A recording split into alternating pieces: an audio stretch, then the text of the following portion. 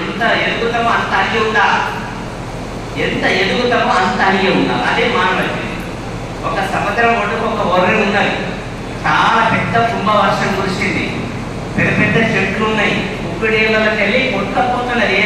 ఏది పెద్ద పెద్ద కంటపడ చెట్లు. మరి అక్కడనే అదే నదిలో ఉన్నది ఏంటి? తుంగ.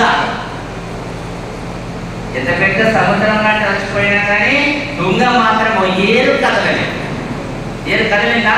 కదలలేదు. ఆ ఏరెట్ల కదలేదో మన మనసు కూడా కదలకుండా ఉండాలి. మన బుద్ధి ఎప్పుడు మారద్దని దేవుడు కోరుకుంటున్నాడు. ఈ డబ్బులు శాశ్వతం కాదు. ఎప్పుడు మంచి మనసు, మంచి ఆలోచన. ఎవరు ఏమనుకున్నా నాకు ఇబ్బంది ఏం లేదు. భగవంతుడి గురించి ప్రార్థన చేయడం మన ధర్మం. కాబట్టి మానవ జీవనంలో ఏదో చిన్న చిన్న సమస్యలు జరుగుతూ ఉంటాయి. అందరికీ ఇంత సమస్యలు వస్తూ ఉంటాయి.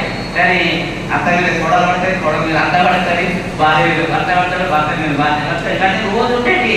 కానీ నీటి మీద దెబ్బ లాంటి ఒక సమస్య కానీ నీటి మీద దెబ్బ లాంటి ఒక సమస్య అనుకొని ముందరికి పోతే మన జీవిత కాలం అనేది ముందర తీసుకపోతుందని ఆలోచన వాస్తవంగా.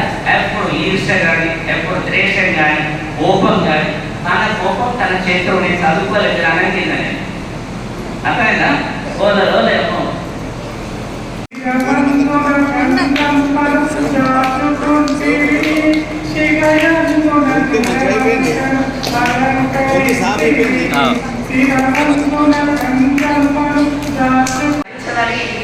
నవవిధుల యొక్క భక్తి మనకు సూత్రాలు చెప్తున్నాయి. ఒక భజన ద్వారా కానీ, ఒక సేవ ద్వారా కానీ, ఒక వేద మంత్రం ద్వారా కానీ, ఒక కన్నదానం చేయడం వల్ల కానీ ఏదో రకరకాలుగా చెప్తున్నాయి.